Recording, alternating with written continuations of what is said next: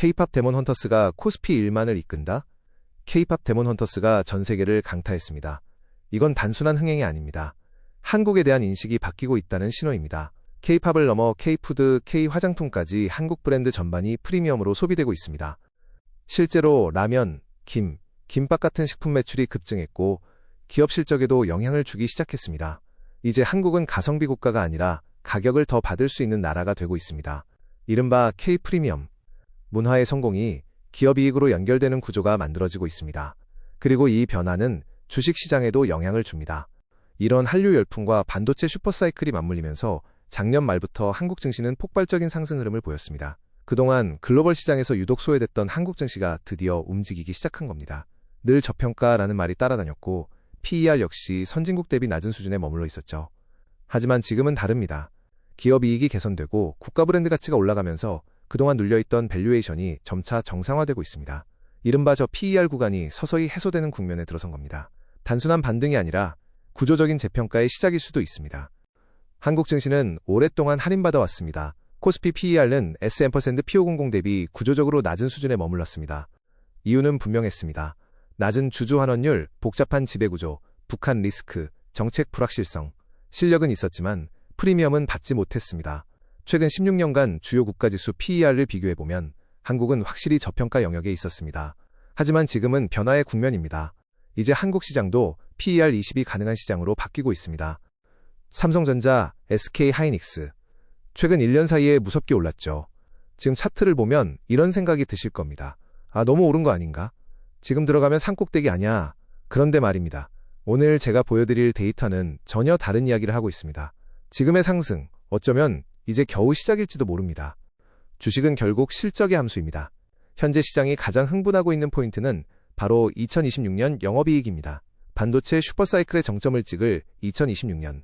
삼성전자와 하이닉스의 영업이익 전망치가 얼마인지 아십니까? 무려 약 200조 원에 육박합니다. 2025년과 비교해도 몇 배 넘는 퀀텀 점프하는 수치죠. 기대 수익이 그야말로 미친 듯이 뛰고 있는데 주가가 가만히 있을 리가 있겠습니까? 주식 격언에 이런 말이 있죠. 주가는 꿈을 먹고 자라고 실적으로 증명한다. 보통은 둘 중 하나만 있어도 주가는 오릅니다. 그런데 지금 우리 반도체 형제들은 꿈과 실적이라는 두 마리 토끼를 모두 잡았습니다. AI라는 거대한 시대적 꿈, HBM, AI 가속기, 그리고 그것이 숫자로 찍혀 나오는 역대급 실적. 이 완벽한 조합 어디서 많이 본 모습 아닌가요? 맞습니다. 몇 년 전 전 세계를 경악게 하며 치솟던 엔비디아의 초창기 모습과 소름 끼칠 정도로 닮아 있습니다. AI 열풍으로 2019년 약 4달러에서 2026년 182달러까지 40배 넘게 올랐습니다. 2025년 말 삼성전자와 SK하이닉스 주가는 급등했습니다. PER도 과거 상단 구간까지 올라왔습니다. 겉으로 보면 비싸다는 말이 나올 수밖에 없습니다. 만약 2026년 순이익이 작년 수준에 머문다면 지금 주가는 분명 고평가입니다. 하지만 시장은 다르게 보고 있습니다. 여러 기관들은 2026년 이익이 최소 3배 이상 증가할 것으로 전망합니다. 이게 현실이 된다면 지금의 PER은 고평가가 아니라 선반영일 수 있습니다. 그리고 한 가지 더, 우리는 그동안 코리아 디스카운트를 이야기해왔습니다. 하지만 반도체가 전략 산업으로 재평가되는 순간 이제는 K-프리미엄이 붙을 가능성도 있습니다. 그렇다면 질문은 이것입니다. 삼성과 하이닉스가 엔비디아, TSMC 같은 글로벌 경쟁사 수준의 PER을 받지 못할 이유가 있을까요? 결국 핵심은 하나입니다. 이익이 진짜 3배로 늘어날 수 있느냐, 그리고 한국 반도체의 구조적 프리미엄이 붙느냐.